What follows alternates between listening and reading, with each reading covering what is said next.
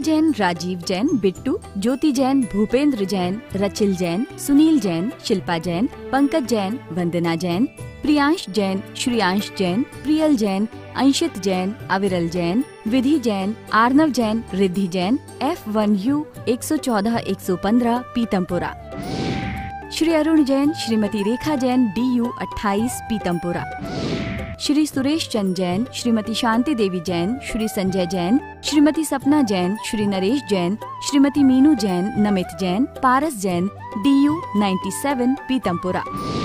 श्री राजेश जैन चावल वाले, श्रीमती पुष्पा जैन, श्री अनुज जैन, श्रीमती तमन्ना जैन, श्री अमन जैन, श्रीमती मेघा जैन, FD 29 पीतमपुरा। श्रीमती बिरमा देवी जैन, धर्मपत्नी स्वर्गीय Shri Lalchand Jain, Shri Sunil Jain, Shrimati Kusum Jain, Shri Saurabh Jain, Shrimati Sonal Jain, Shri Mayank Jain, Shrimati Divya Jain, master Vihaan Jain, baby Maysha Jain, DU 43 Pitampura. Shri Hemchand Jain परिवार, Shri Pradeep Jain, Shrimati Ruma Jain, Shri Rajat Jain, Shrimati Anshu Jain, master Hridyansh Jain, FU 8 Pitampura. Shri Anil Kumar Jain, Shrimati Rekha Jain, Shri Kartik Jain, Shri Kunal Jain, F1U 137 Pitampura. Shri Santosh Jain, Shri Sanjay Jain, Shrimati Kavita Jain, कुमारी श्रावी जैन, श्री रजत जैन, DU 49 पीतमपुरा। श्री प्रकाश चंद जैन, श्रीमती चंद्रकांता जैन, श्री पंकज जैन, श्रीमती नीलम जैन, श्री सुशांत जैन, श्री दिव्यांश जैन, CU 76 पीतमपुरा।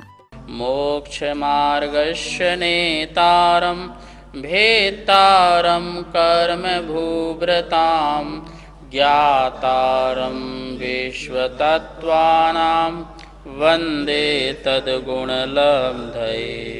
मंगलं भगवान् वीरो मंगलं गौतमो गणी मंगलं कुंद कुंदार्यो जैन धर्मोस्तु मंगलम।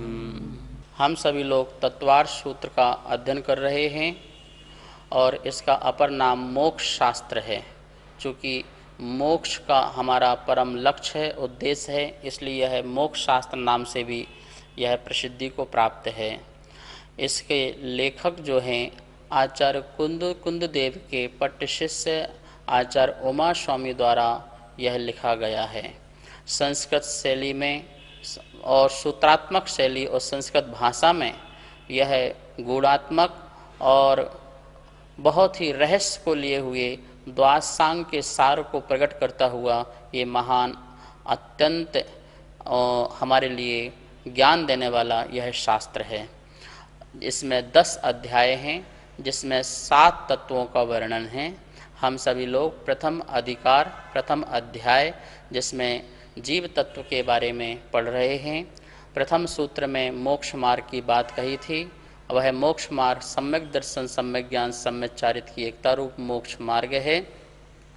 सम्यक दर्शन क्या है, कितने प्रकार का है और उत्पत्ति के कारण हैं, इनकी चर्चाएं की गई थी। तत्वार्थ के सिद्धांत को सम्यक दर्शन कहते हैं। वो तत्व कौन कौन से होते हैं, तो यहाँ हम सभी लोग उस सूत्र को पढ़ा था कि 7 प्रकार के तत्व होते हैं। हम सब लोग आज पुनः उस श्लोक को उच्चारण करके जीवा जीव आश्रव बंध संबर निद्रा मोक्षास तत्वम, इस प्रकार का यह सूत्र है और इसको बोर्ड के माध्यम से समझ करके फिर पुनः इसके अर्थ को समझने का प्रयास करेंगे। ये 7 तत्वों वाला जो यह सूत्र है हम इसे पढ़ते हैं। जीव अजीव आश्रव, ये देखिए संधि करके पढ़ा है, जीव अजीव आश्रव बंध संबर निजरा मोक्षः तत्वम। इस प्रकार से जीवा जीव आश्रव बंध संबर निजरा मोक्षः तत्वम, ये 7 तत्व यहाँ पर हैं। और अपन ने कल 7 तत्वों की सिद्धि भी की थी कि 7 तत्व की क्या ज़रूरत है, क्या आवश्यकता है। अर्थात हमने इसके माध्यम से जाना था कि हमें 7 तत्वों को जानना बहुत ज़रूरी है, जिसके माध्यम से हमारा जीव जो है मोक्ष को प्राप्त कर सकता है। अब हम आज जो है 7 तत्वों की अलग अलग परिभाषा के माध्यम से इनका अर्थ समझेंगे और हमारे जीवन में इनका क्या महत्व है इसके बारे में भी विचार करेंगे। तो 7 तत्व में पहला तत्व है जीव तत्व। किसे कहते हैं जीव तत्व? जीव जो चैतन्य है उसे जीव कहते हैं। अर्थात इसका जो लक्षण बनेगा उपयोगो लक्षणम, उपयोग जिसका लक्षण है, अर्थात जानना और देखना जिसका लक्षण है, अर्थात जो ज्ञान स्वभावी और दर्शन स्वभावी है वह जीव है। जो जीव चेतन तत्व से सहित होता है, अर्थात जिसमें चेतना पाई जाती है, स्वसंवेदन पाया जाता है, उसे हम जीव कहते हैं। इस बात को अच्छी तरह से हमें समझना है, क्योंकि हम ऐसा ना हो कि जो जीव नहीं है हम उसे भी जीव मानने लग जाएं। जैसे हमारे लिए दिखता क्या है, शरीर, तो शरीर जीव है कि अजीब है? तो हम ये जीव तो हो नहीं सकता, क्योंकि ये शरीर को जानता नहीं है। शरीर जो है इसमें ज्ञान नहीं है, इसमें देखनापन नहीं है, इसलिए ये जीव नहीं कहला सकता, अर्थात ये अजीब की श्रेणी में जाएगा। ठीक है ना। ये बात अलग है कि जीव की संगति रहते रहते हम इसे कथनचित जीव कह दें, पर जीव होता नहीं है। जीव तो वह है जो संवेदन करे, वेदन करे। आप कहेंगे कैसी बात है महाराज, हम तो आँख से देखते हैं, तो आँख तो जीव हुई ना, बिना आँख के कैसे देखेंगे? ये आँख जो है वो उपकरण है। ठीक है, जैसे हम चश्मा लगाते हैं तो आँख के ऊपर एक चश्मा लगा लिया तो चश्मा थोड़ी जीव हो गया, चश्मा तो एक उपकरण है। ऐसे आँख भी क्या है, उपकरण है। आँख के माध्यम से देखा जाता है, पर देखने वाला कौन है? जो देखने वाला जो है वो जीव है, जो जानने वाला है वो जीव है। ऐसा ध्यान रखना। आपके घर में खिड़की होगी और खिड़की से बहुत सब कुछ बाहर का दिखता है, तो आप कहते हो महाराज श्री हमारे यहाँ ऐसी खिड़की है जिससे बाहर का सब कुछ दिखता है, बहुत बढ़िया खिड़की है। तो अब आप बताइए, खिड़की से दिखता है, खिड़की देखती है या तुम देखते हो? ठीक है ना। तो खिड़की है, पर खिड़की के माध्यम से हम देखते हैं। तो नहीं आँख देखती है फिर यह हम देखते हैं, हम देखते हैं। किसी व्यक्ति की मृत्यु हो जाती है, फिर वो देख पाता है क्या? नहीं देख पाता। सुन पाता है क्या? नहीं सुन पाता। इसका मतलब चेतना ही जो है इसका संवेदन करती थी। तो जानना और देखना ये जीव का स्वभाव है। क्या स्वभाव है? जानना और देखना। करना जीव का स्वभाव नहीं है, कुछ भी करना जीव का स्वभाव नहीं है। जानना और देखना। आप कहेंगे महाराज जी हम तो बहुत कुछ करते हैं और हम कुछ न करें तो संसार में कुछ होगा भी नहीं।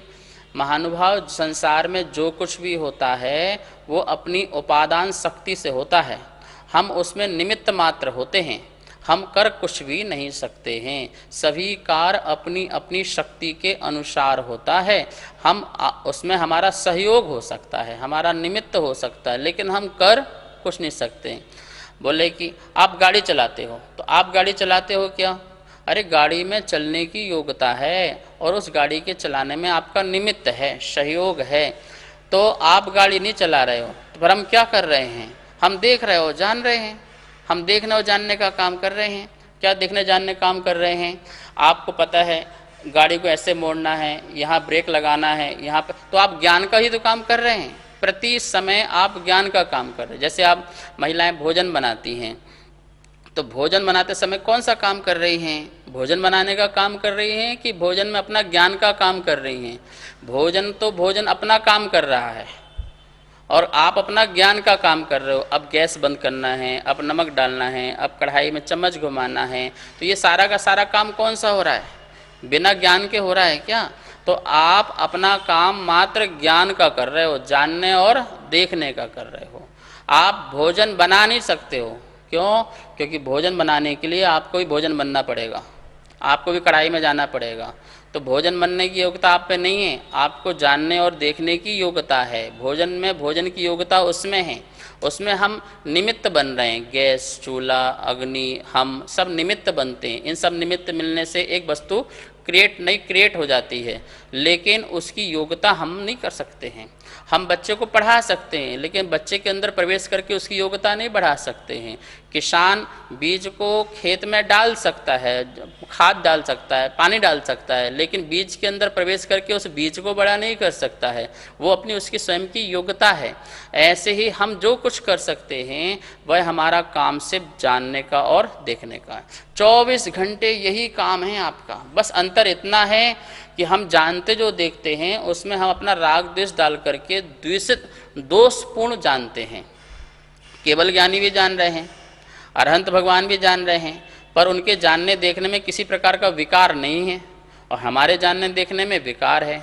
हमने भी कुछ सामान देखी, पिच्ची देखी बहुत अच्छी है, तो हमने अपने ये देखो देखना और जानना दोषपूर्ण नहीं था, लेकिन जब हमने कहा ये बहुत अच्छी है तो राग आ गया, तो कर्म का बंध हो गया। ये बेकार है तो फिर कर्म का बंध हो गया। और पिच्ची को पिच्ची जानो, कोई दिक्कत नहीं है। मकान को मकान जानो, दुनिया को दुनिया जानो, लोग को लोग जानो, जो जैसा है उसको वैसा जानो, कहीं प्रॉब्लम नहीं है, जिससे आपका कर्म का बंध नहीं होगा। ये साक्षी भाव है। तो हमारा जो काम है हम वही काम करें और जो काम नहीं है हम वो काम ना करें। हम दुनिया में आज तक वही काम करते आ रहे हैं जो हमारा काम नहीं है, और उसे अपना काम मान लिया, दूसरे का काम को अपना काम मान लिया। ठीक है ना। गाड़ी का चलाने का काम गाड़ी का था, पेट्रोल का था, उन नट बुल्टों का था, और उसके काम को हमने अपना काम मान लिया। दूसरे के काम को अपना काम मानोगे तो बड़ी हालत खराब हो जाएगी। एक नौकर ने सेठ जी से कहा मुझे गांव जाना है, तो बोले नहीं जा सकते हो। तो उसके नौकर के दोस्त ने कहा सेठ जी छुट्टी दे दो ना, इसका काम 2 दिन मैं कर लूँगा। तो बोले अच्छा इसको परमानेंट छुट्टी दे दो। जब तू 2 का काम कर सकता है तो एक एक्स्ट्रा की क्या ज़रूरत है। देखो दूसरे का काम अपना काम माना तो गड़बड़ हो गया ना। इसी प्रकार हम अनादिकाल से संसार में यही करते आ रहे हैं। जो हमारा काम नहीं है उस काम में भी हम अहंकार से कहते हैं कि मैंने किया, मैंने बनाया, मैंने। तुम एक परमाणु तो क्रिएट कर नहीं सकते हो, नया बना नहीं सकते हो, एक नया जीव तैयार कर नहीं सकते हो। संसार में तो ये अनादि से वस्तुएं हैं और उनका अपना स्वमेव परिणमन होता है। हम एक दूसरे के कार्य में निमित्त बन सकते हैं, पर हम अपना अहंकार कसाय डाल करके अपने ज्ञान को दूषित करते हैं। इसलिए अच्छी तरह से जानो कि जीव क्या है। तो जीव ज्ञान स्वभावी है, जीव दर्शन स्वभावी है, कर्ता स्वभावी जीव नहीं है, भोक्ता स्वभावी जीव नहीं है। ये भोगने वाला, विषय भोगों को भोगने वाला नहीं है, ये पर का कार्य करने वाला जीव नहीं है। ऐसा जो जानता है वो अच्छी तरह से जीव को जानता है। इस प्रकार से ये जीव हुआ। और जीव तत्व कौन है, तो स्वयं का जीव। यहाँ जो 7 तत्व में जीव तत्व की बात चल रही है, यहाँ पे अनंतानंद जीव की बात नहीं लेने हैं, यहाँ सिर्फ अपने जीव की बात लेना है। तो स्वयं मैं जीव हूँ, ऐसा जीव तत्व की बात यहाँ पे चल रही है। और अजीव तत्व में क्या है, इससे विपरीत, जिसमें चेतना नहीं होती है, जिसमें इस ज्ञान दर्शन नहीं है, सुख नहीं है, अचेतन है, उसे कहते हैं अजीब। बोलो जीव और फिर अजीब, तो उसमें आ लग गया ना, जीव नहीं। जैसे जैन और अजैन, जो जैन नहीं है वो अजैन हो गए, ऐसे जो जीव नहीं है वो अजीब हो गया। अपने आप ही उसकी परिभाषा निकल के आ गई कि जीव में चेतना नहीं है, ज्ञान नहीं है, दर्शन नहीं है। अब आप लोग देखिए, किसी व्यक्ति को देख करके क्रोधित होते हो, गुस्सा होते हो, तो बोलो आपको जीव दिखता है क्या? नहीं दिखता है ना। क्या दिखता है आपको? रूप रंग दिखता है, आँख नाक कान दिखते हैं, और अजीब दिख रहा है आपको। हमारी आँखों से और कानों से सिर्फ अजीब ही दिखता और सुनता है। शब्द भी अजीब हैं जो हमारे कानों से टकरा रहे हैं, जो दिख रहा है वो भी क्या है, अजीब है। तो तुम अजीब को देख करके क्यों गुस्सा करते हो, क्यों क्रोध करते हो, क्यों मान करते हो, क्यों मायाचारी करते हो, क्यों लोभ करते हो, ये अच्छा है ये बुरा है, ऐसे परिणाम क्यों लाते हो? जब आपको जीव दिख ही नहीं रहा है और सामने वाले से आप राग द्वेष कर रहे हो, ये चेहरे से राग द्वेष कर रहे हो, तो चेहरे को पता है कि राग कर रहे हो, तुम द्वेष कर रहे हो, ये तो अजीब है। इसे क्या पता, इसको तो संवेदन ही नहीं है, इसको तो ज्ञान ही नहीं है। ये मकान से आप राग कर रहे हो, मेरा मकान बहुत अच्छा है, तो मकान को तो नॉलेज ही नहीं कि मेरे लिए अच्छा कह रहा है, और तुम बेवकूफ़ बनते जा रहे हो, तुम मूर्ख बनते जा रहे हो। यही अज्ञानता है। इसी बात को समझने के लिए हम तत्व समझते हैं कि जब हमने समझ लिया हम जीव और बाकी ये सब अजीब हैं, तो हमें अजीब को देख करके ना उससे राग करना है ना द्वेष करना है, क्योंकि अजीब का स्वामी अजीब है और जीव का स्वामी जीव है। आप दूसरे के स्वामी क्यों बनना चाहते हो? क्या अधिकार है आपको दूसरे का स्वामी बनने का? क्या अधिकार है किसी परमाणु का स्वामी बनने का? परमाणु का स्वामी स्वयं परमाणु है ना, वो अपने आप जनरेट ऑपरेट डिस्ट्रॉय होगा। आप अपने आप जनरेट ऑपरेट डिस्ट्रॉय होंगे, आपके अंदर अपना ज्ञान कम बढ़ जाना होना वो आपका काम है और उसका काम उसमें है, तो उसका काम उसका परिणमन उसमें डालो, अजीब का परिणमन अजीब में डाल दो, अजीब का परिणमन जीव में डाल दो, दोनों का भेद कर दिया। क्या कर दिया? भेद। और यह भेद करने का जो अनुभव हो जाए तो उसे कहते हैं भेद विज्ञान। और अनुभव होता है भेद विज्ञान तो सम्यक दर्शन हो जाता है। सम्यक दर्शन हो जाता है तो हम सुख के मार्ग में बढ़ने लगते हैं, और सुख के मार्ग में बढ़ने लगते हैं तो एक दिन हमको परम सुख की अर्थात मोक्ष की हमें क्या हो जाती है? प्राप्ति हो जाती है। इस प्रकार से अपन मूलतः दो तत्वों को अच्छी तरह से समझें, ठीक है ना। आचार्य भगवान यही कह रहे हैं, पूरे जिनागम का सार यही है, आप सिर्फ दो तत्वों को अच्छी तरह समझ लो, बाकी तो सारे इसी का ही विस्तार है। पूरा द्वासांग समस्त भगवान की वाणी जिनवाणी जो है इसी का ही विस्तार है, जीव का और अजीब का। अब जीव के बारे में चार गति के प्रकार के जीव, अनंतानंत जीव। अजीब के बारे में पुद्गल, धर्म, अधर्म, आकाश, काल, ये इसका वर्णन। और है क्या इसके अलावा? जो मेधावी जीव होते हैं उन्हें संक्षेप में ही मोक्ष मार्ग समझ में आ जाता है, लेकिन जो मंद मेधावी होते हैं, जिनकी बुद्धि कम होती है, वो ज्ञान उजागर उघाड़ कम होता है, तो उनके लिए आचार्य लोग फिर समझाते हैं, बहुत सारा डिटेल में समझाते हैं, उसका विस्तार करते जाते हैं। फिर तो इसी का विस्तार है। यदि भगवान ने कहा भैया देखो तू अलग और शरीर अलग, इतने ज्ञान से कल्याण हो जाए तो कहना ही क्या है, लेकिन समझ में नहीं आती है तो बस शरीर के बारे में बहुत समझाते हैं, पर पदार्थ के बारे में बहुत समझाते हैं, फिर जीव के बारे में बहुत सारा लेक्चर देते हैं। तब इतने भी समझ में न आए तो फिर और विस्तार, फिर टीका, फिर क्या बोलते कि भाष्य, और कितने प्रकार का वर्णन होते जाता है, विस्तार विस्तार और अथाय विस्तार हो जाता है। इतना विस्तार हो जाता है कि 33 सागर तक सर्वार सिद्धि के देव विषय वस्तु की चर्चा करें और एक बात को दोबारा ना दोहराएं तो 33 सागर तक चर्चा करते रहें तब भी बात खत्म ना हो भगवान के द्वासांग की वाणी की। बताओ, तो इतना विस्तार हो सकता है। तो अपन दो तत्व अच्छी तरह समझा अपन ने, जीव और अजीब। नमोस्तु गुरुवर। गुरुवर, एक हमारी शंका का समाधान करें कि भोजन जीव खाता है या अजीब खाता है? बहुत सुंदर प्रश्न है। लोगों के मन में जिज्ञासाएं होती हैं कि शरीर तो अजीब है और मैं जीव हूँ, तो फिर भोजन कौन खाता है? ये पानी कौन पीता है? ये अनादिकाल से अनंत बोरियां अनाज के खा गया, कौन खा गया? ये इतना सागर जैसे पानी जो है पी गया, ये कौन पी गया? ये बहुत बड़ा प्रश्न है, लोगों को समझ में नहीं आता है, पर इसको अपन अच्छी तरह से समझते हैं। यदि ये बात समझ में आ गई तो हमें भेद विज्ञान जरूर हो जाएगा, सम्यक दर्शन जरूर हो जाएगा। देखिए, जीव क्या करता है और अजीब क्या करता है। अजीब अजीब का उपकार करता है। क्या करता है? अजीब जो है अजीब का उपकार करता है। जैसे शरीर जो है अजीब है, जड़ है, और ये खाना पीना भी कैसा है? जड़ है, उसमें ज्ञान कुछ नहीं है, निर्जीव है, चेतना रहित है, ठीक है ना। तो अचेतन अचेतन का उपकार करता है। जैसे अपन ने दूध पिया और कुछ भी खाया पिया तो इससे इंद्रियां हष्ट पुष्ट होती हैं, शरीर हष्ट पुष्ट होता है, खून बढ़ता है, ब्लड बढ़ता है, हड्डियां मजबूत होती हैं। तो अचेतन अचेतन का उपकार कर रहा है, जड़ जड़ का उपकार कर रहा है, तो ठीक है ना। तो जड़ किस में लग रहा है? जड़ के साथ लग करके उसको और फैला रहा है, विस्तार दे रहा है, उसमें शक्ति दे रहा है, उसमें रस दे रहा है, फल दे रहा है। तो उपकार तो जड़ ने जड़ का किया। तो फिर जीव ने क्या किया? फिर क्या जीव ने भोजन नहीं किया? तो जीव ने भोजन तो नहीं किया, ये तो पक्का है। जीव ने खाना तो नहीं खाया, ये पक्का है। जीव ने पानी तो नहीं पिया, ये तो पक्का है। तो फिर ये अपने आप खा ले, फिर तो मुर्दा भी खा ले, फिर तो मुर्दा व्यक्ति भी खाता रहे और पेट भरता रहे, पर मुर्दा तो कुछ खाता नहीं है। तो मुर्दा नहीं खाता है तो जिंदा आदमी खाता है ना, तो जिंदा आदमी तो जीव हुआ, तो जीव तो खाता होगा? नहीं नहीं, जीव फिर भी नहीं खाता है। तो कौन खाता है? जीव तो मात्र विकल्प को खाता है।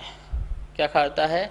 जीव तो मात्र राग द्वेष को खाता है, जीव तो अपनी इच्छाओं को खाता है, भोजन तो शरीर खाता है। हमने भोजन उठा करके अपनी आत्मा की शक्ति से दिया है, ये पक्का है। हमारे आत्मा की जो शरीर की जो एक्टिविटीज है बिना आत्मा की शक्ति से नहीं हो सकती है। आत्मा की शक्ति से ही शरीर का हलन चलन होता है, आवागमन होता है, यह आत्मा की स्वयं की शक्ति है। लेकिन आत्मा खाती नहीं है, आत्मा में तो कुछ प्रवेश ही नहीं हो सकता, आत्मा में भोजन प्रवेश नहीं हो सकता, क्योंकि आत्मा अमूर्तिक है, उसमें भोजन स्पर्श नहीं हो सकता। तो खाती क्या है? आत्मा राग खाती है, द्वेष खाती है। कैसे? हमें रसगुल्ला पसंद है, वाह वाह वाह बहुत बढ़िया, तो हमें रसगुल्ला खाना है, तो रसगुल्ले की जो इच्छा हुई वो शरीर को हुई कि जीभ को हुई? जीभ को हुई। तो रसगुल्ला तो कहाँ गया? शरीर में, और इच्छा क्या हुई? जीभ को। तो आत्मा ने क्या खाया? रसगुल्ला की इच्छा हुई, और उसमें अच्छा स्वाद लगा, उसको स्वाद का टच हुआ तो राग हुआ, आ हा बहुत बढ़िया। तो ये राग किसका है? शरीर का या जीभ का? जीभ का। तो जीभ ने क्या खाया? राग खाया, पसंद नहीं आया, खराब बनाया, अच्छा नहीं है, अलग कर दो। तो द्वेष, तो जीभ ने क्या खाया? फिर द्वेष खाया।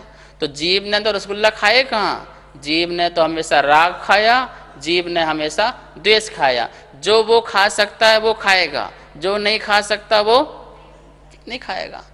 बाकी चीज वस्तु शरीर में गई, शरीर में लगी, तो शरीर की वस्तु शरीर में लग गई, और आत्मा की वस्तु जो राग और द्वेष और मोह है वो लग गई। ये बात को अच्छी तरह समझ लेना, क्योंकि जीव जो है, जीव में कुछ चीज प्रवेश नहीं कर सकती। हमारा आत्मा पूरे शरीर में है, शरीर में होते हुए मल मूत्र के बीच में होते हुए भी मल मूत्र को टच नहीं कर सकता, ठीक है, टच नहीं कर सकता, शरीर को भी टच नहीं कर सकता। शरीर के साथ कर्म एक साथ रहते हुए भी दूध पानी की तरह, जैसे दूध और पानी को एक मिला दो तो दोनों एक हो जाता है, लेकिन मिलने के बाद भी दूध तो दूध है और पानी तो पानी है।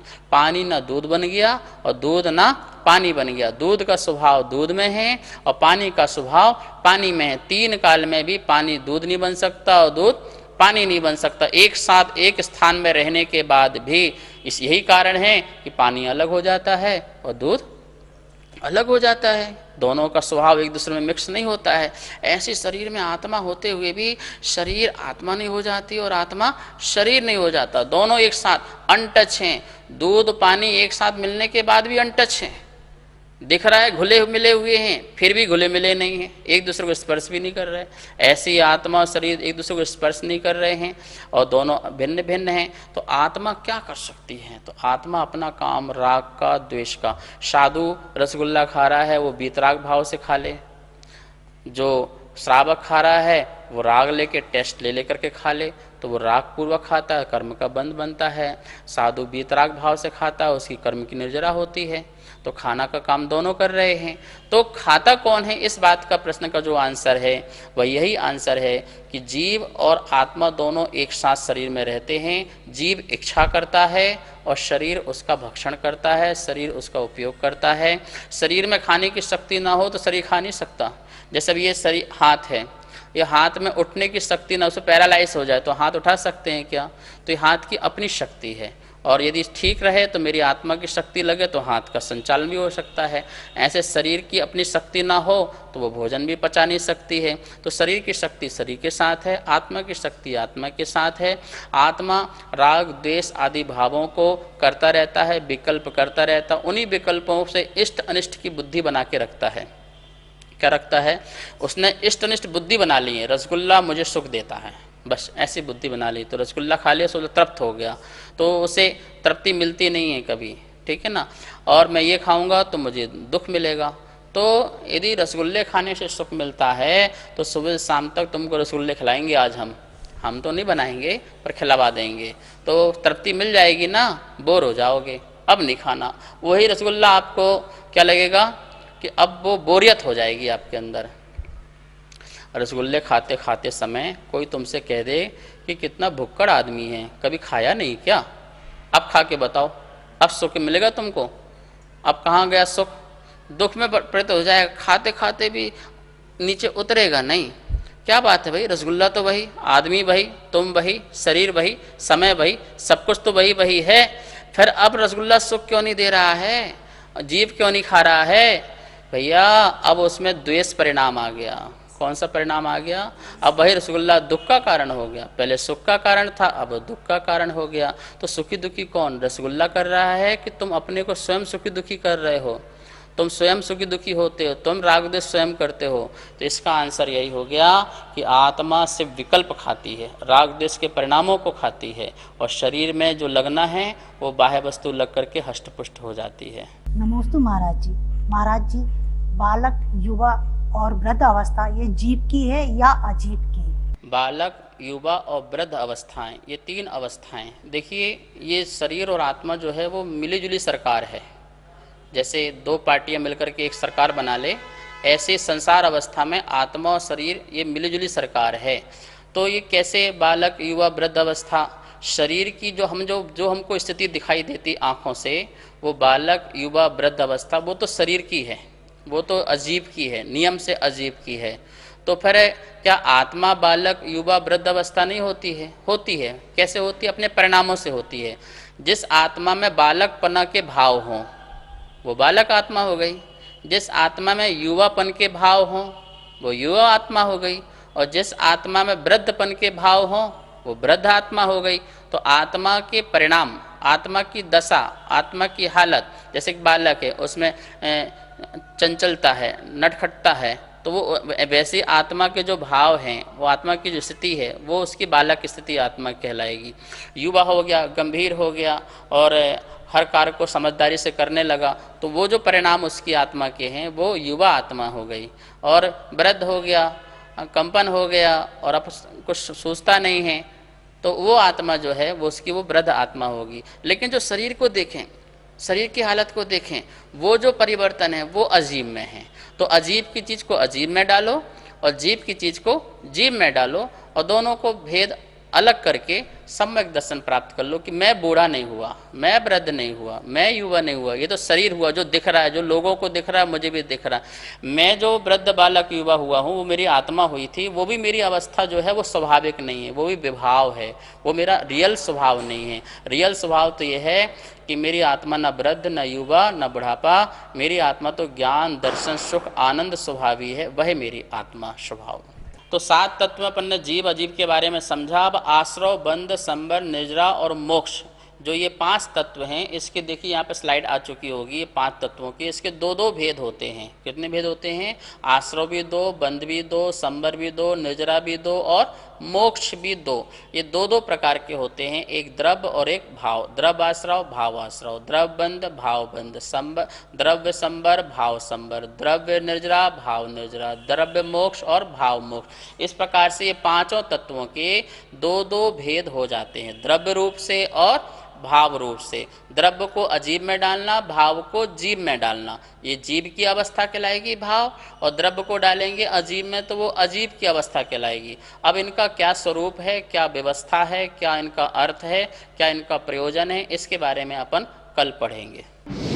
सुनीत जैन, नीरज जैन, विभोर जैन, इति जैन, सर्वांग जैन, चारू जैन, गौरव जैन, दर्श जैन, अनिकांत जैन, कोकिला जैन, कनिका जैन, गौरव जैन, अर्घ्य जैन, नितिका जैन, मयूर जैन, पर्व जैन, अदिति जैन, सामवेद, तिलका देवी जैन, मनोज जैन, उषा जैन, सुनीत जैन, नीरज जैन, अनिकांत जैन, कोकिला जैन, राजीव जैन, वंदना जैन, राजीव जैन, वंदना जैन, वरुण जैन, पूजा जैन, वाणी जैन, श्रीमती कमलेश जैन, धर्मपत्नी स्वर्गीय श्री श्रीपाल जैन, परिवार QU 149C, पीतमपुरा, दिल्ली। श्रीमती आशा जैन, धर्मपत्नी श्री सुखमाल चंद जैन, चावल वाले। श्री रवि जैन, श्रीमती डिम्पल जैन, श्री अमित जैन, श्रीमती मीतू जैन, श्रेय जैन, अर्पित जैन, कनिका जैन, आदित्य जैन, FU 71, पीतमपुरा, दिल्ली। श्रीमती केला जैन, श्री जगदीश राय जैन, श्रीमती उषा जैन, श्री कुलभूषण जैन, श्रीमती प्रीति जैन, श्री संजय जैन, मोनाल जैन, हाद्विक जैन, साक्षी जैन, DU 5, पीतमपुरा, दिल्ली। श्री संजय जैन, श्रीमती रचना जैन, श्री सक्षम जैन, श्री उत्कृष्ट जैन, श्री दीपक जैन, श्रीमती स्वाति जैन, उन्नति जैन, आगम जैन, F1U1, पीतमपुरा। श्री अजय कुमार जैन, श्रीमती सुमन जैन, श्री अभिषेक जैन, श्रीमती दिव्या जैन, मास्टर लवित जैन, BU 101 पीतम।